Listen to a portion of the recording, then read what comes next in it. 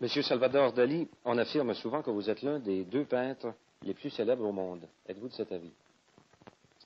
Je suis absolument persuadé que je suis le plus important de tous en ce moment. Que pensez-vous de Pablo Picasso? J'ai très souvent exprimé d'une façon très catégorique que je considère que c'est, après moi, le plus grand génie qui existe, mais c'est un génie de type opposé au mien, c'est-à-dire c'est un génie destructif, hétérogène et anarchiste, tandis que mon génie à moi, est de plus en plus près de ceux des anges. Enfin, des anges positifs, dans le sens de Raphaël. Si vous deviez faire une critique de Salvador Dali, que diriez-vous? Une critique de quel genre? De ma personnalité? Une critique de votre peinture, de votre œuvre. De ma peinture, je dirais que mon œuvre picturale est une grande catastrophe, parce que je considère que tous les peintres modernes nous sommes englobés dans cette grande décadence qui caractérise nos jours. C'est pour ça que ça paraît paradoxal que d'un côté je considère que je suis le plus grand génie, et de l'autre côté que ma peinture est très mauvaise. Mais il n'y a aucune contradiction, parce que quand je dis que je suis un très grand génie, je le dis en rapport à mes contemporains. Et considérant déjà que toute la peinture contemporaine est un désastre. Maintenant, quand je compare mon œuvre à celle de Raphaël et de Leonardo, alors évidemment, je deviens très humble. Mais croyez-vous que ce désastre de la peinture contemporaine va se continuer encore longtemps? Croyez-vous qu'il y aura une œuvre un jour qui redonnera de la vitalité, de la force? Je crois que ce désastre est la condition précisément d'une nouvelle renaissance spirituelle. Et où vous C'est-à-dire, placez-vous? dans ce désastre chaotique, dans ce côté anarchisant de la peinture abstraite d'aujourd'hui, il y a déjà les germes intuitifs, les symptômes d'une nouvelle conception énergétique de la matière. Est-ce que ces symptômes sont dans vos œuvres aussi? Dans mes œuvres, ils sont plus que des symptômes, ils sont presque des accomplissements. Presque. Pas encore des Pas accomplissements. Vous ne vous considérez plus un surréaliste? Au contraire, je me considère tout. Je suis totalitaire, impérialiste, et dans mon œuvre, il y a beaucoup plus maintenant que le surréalisme, puisque j'ai devenu un des plus importants définiteurs de la monarchie cosmique, que justement il vient d'être proclamé, je crois que c'est samedi dernier, à Berlin, par le continuateur du sublime Max Planck. Est-ce que c'est dans ce sens-là que vous dites... Le docteur, comment il s'appelle, le docteur Heisenberg. Est-ce que c'est dans ce sens-là que vous dites que vous vous rapprochez des anges? Exactement, parce que je suis en train, depuis 2 ans, de peindre justement des anges que j'appelle des anges antimatière. Et aujourd'hui, tous les physiciens parlent constamment de cette antimatière, à un point qu'on se rend compte qu'après tellement d'années de positivisme et de matérialisme qui a commencé après la Révolution française, aujourd'hui la matière est en train de s'échapper à chaque instant de la main des savants, et qu'on se trouve que la matière n'est que de l'énergie, et que tout ce qu'on croyait matériel est en train de se spiritualiser. C'est autour de ça que tourne votre peinture nucléaire, j'imagine. Exactement. Ma mystique nucléaire, je crois que c'est une prophétie de ce nouveau état d'esprit mystique que fatalement sera provoqué collectivement le jour que les gens aient conscience de la transformation sensationnelle de nouvelles idées de la discontinuité de la matière. On a dit, M. Dali, que vous êtes vous-même votre chef-d'œuvre. Êtes-vous de cet avis? Oui, moi je crois que ce qu'il y a de mieux de tout ce qui fait Dali, le mieux c'est la personnalité de Dali. Le Dali personnage est très supérieur au Dali philosophe, au Dali métaphysicien, au Dali peintre. Mais le Dali que l'on voit, ou le Dali que vous nous permettez de voir dans une entrevue comme ça, ou dans vos écrits, ou dans votre peinture même, est-ce là le Dali entier, complet, Ah non, réel? c'est juste une toute petite partie de Dali, c'est-à-dire celui que je concède à des petites manifestations de ce genre, qui sont épisodiques. Mhm. Certains objets insolites vous ont-ils déjà inspiré en tant que peintre? Toujours, puisque je suis fétichiste. Enfin, premièrement, je suis exhibitionniste. Mais secondement, le trait le plus marquant de ma vie psychopathologique, c'est le fétichisme. Et dans ma première enfance, j'étais hanté par des objets très caractéristiques, comme la béquille, que vous connaissez, comme les montres molles, qui étaient déjà une prophétie de la nouvelle conception du flexible du temps et de l'espace.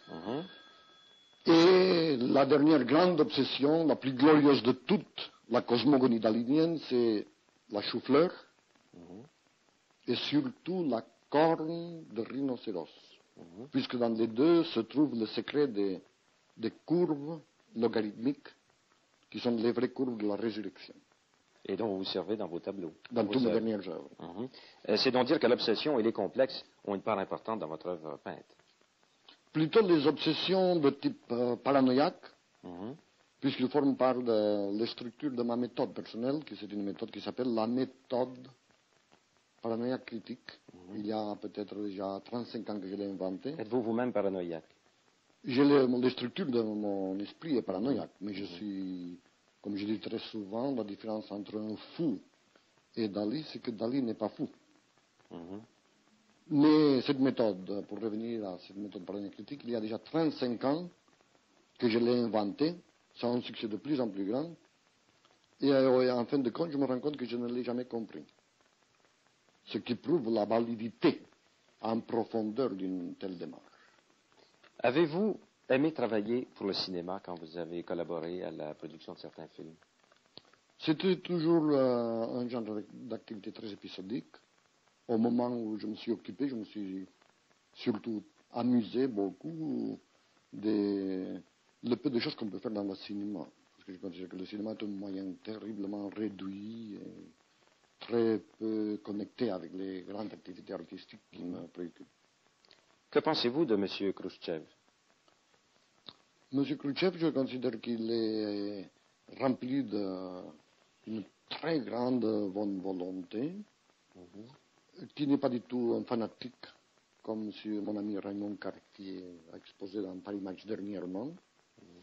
Au contraire, il y a dans lui un côté atavique de paysan russe, très rusé, très habile. Et ce qu'on pourrait appeler fanatisme, c'est plutôt un caractère impulsif. Mais je crois qu'il est en train de faire tout ce qu'il peut pour une profonde transformation de la politique russe, laquelle, d'après moi, suit la pente impériale de tous les autres pays, c'est-à-dire tous les pays vont vers une monarchie, dans le sens philosophique du mot. Que pensez-vous de l'art soviétique? J'ai parlé justement avec l'ambassadeur russe il y a 2 jours et je suis beaucoup plus d'accord avec eux de ce que les gens pensent. C'est-à-dire que je crois que la plupart de l'art expérimental d'aujourd'hui est absolument nécessaire qu'il soit connu pour les grandes foules, surtout un pays qui veut bâtir une nouvelle société comme les Russes. Tout ça serait très encombrant. Que la grande vérité était celle des Grecs qui ont créé des choses quasi divines, et le moment de la pleine renaissance en Italie, dans ça les Russes sont d'accord. Malheureusement, au point de vue politique, ils veulent appliquer cette espèce de classicisme à des idées de propagande. Alors, sur ça, je ne suis pas d'accord du tout. En tant que peintre, vous n'êtes pas accepté en URSS, je crois. Comment? En tant que peintre, que créateur, que peintre, votre art n'est pas accepté en URSS. Je n'ai pas exposé en Russie, mais il y avait un article dans la Literary Gazette, il y a déjà, je crois, 5 ans, et on me traitait assez bien. Enfin, mieux que Picasso, lequel il est quand même dans le Parti communiste, et on disait que l'art de Picasso était le produit de la décadence bourgeoise, etc. Tandis qu'on disait de moi que si je voulais changer de thème et de sujet, je pourrais être un très bon peintre pour les grandes masses, puisque ma technique est tout à fait classique. Monsieur Dali, au sommet de l'échelle des valeurs, dans le temps, quel artiste mettez-vous? Le premier de tous, Velázquez. Pourquoi? parce que c'est le plus miraculeux au point de vue d'avoir déjà prévu la nouvelle physique. C'est-à-dire les coups de pinceau de Velázquez, ils ont chacun en puissance l'énergie des antiprotons. Pour vous, qu'est-ce que l'Espagne? L'Espagne représente la plus haut degré de spiritualité dans le monde aujourd'hui et dans le passé, la plus grand impérialisme pour le mysticisme. Croyez-vous que votre peinture peut aider au retour de la monarchie en Espagne? Ma peinture aide à la retour de la monarchie cosmique, puisqu'il est le coefficient de cette glue cosmique que le docteur Heisenberg a proclamé à Berlin. Que pensez-vous, Monsieur Dali, des voitures américaines? Moi j'ai une Cadillac, mais je la voulais tout à fait transformer. Et surtout, je trouve qu'il manque des vitres en couleur pour ne pas voir le paysage, et avec beaucoup de perroquets. Et la forme des voitures américaines, l'aimez-vous? J'aime aucune forme mécanique. Vous n'aimez aucune forme mécanique? Parce que pour moi, toutes les formes doivent être molles et poilues. C'est pour ça que j'ai déclaré à Le Corbusier, la première fois que je l'ai vu dans mon extrême jeunesse, c'est que l'architecture de l'avenir serait complètement molle et poilue.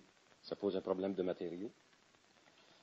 Non, parce que le fait que ce soit mou, ça ne veut pas dire que ce soit réellement mou, ça veut dire que ça a des formes qui imitent le mou au lieu d'imiter la rigidité de l'architecture fonctionnelle d'aujourd'hui. Qu'à mon point de vue, c'est de l'architecture pour des masochistes. C'est de la pure architecture d'autopunition. Et l'architecture doit être faite avant tout pour le plaisir catholique, que d'après moi c'est l'unique plaisir qui existe. Et le grand prophète de ce côté visqueux et super gélatineux de la prochaine architecture, c'était Gaudi, qui est l'architecte catalan le plus génial de tous ceux qui ont jamais existé depuis le Parthénon. Quelle est la chose que vous détestez le plus au monde, M. Dali? La simplicité. La politique vous intéresse-t-elle?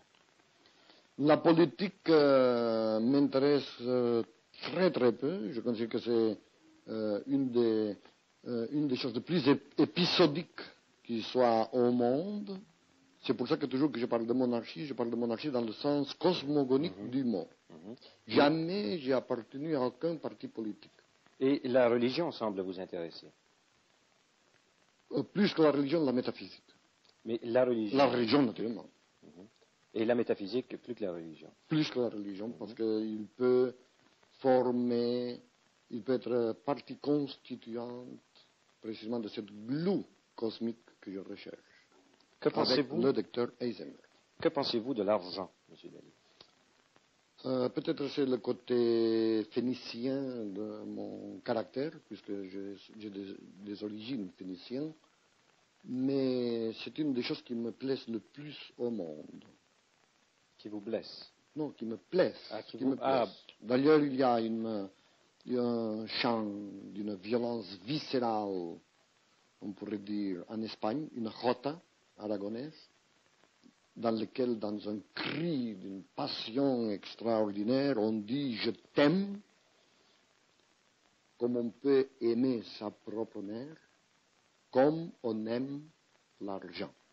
En avez-vous beaucoup d'argent? Le plus que je peux en attraper, c'est une des raisons pour lesquelles je viens périodiquement en Amérique, parce que c'est là où cette chose se produit avec le plus de facilité. Mais paradoxalement aussi, je ne sais jamais vraiment si j'en ai beaucoup ou peu, parce qu'une fois je l'ai, je me désintéresse totalement. L'argent pour moi c'est une chose symbolique, c'est une des raisons dans lesquelles je crois que je suis très puissant, et que je peux faire exactement ce que je veux, dire ce que je veux, et grâce à l'argent, je n'ai jamais eu besoin de m'engager, comme ils font beaucoup de poètes et artistes, qui s'engagent dans des partis politiques. Je suis complètement libre. Peignez-vous beaucoup? Et souvent? Je passe l'hiver à dormir, sauf des petits moments que je me réveille comme maintenant pour la télévision, pour parler avec des personnes. Et alors les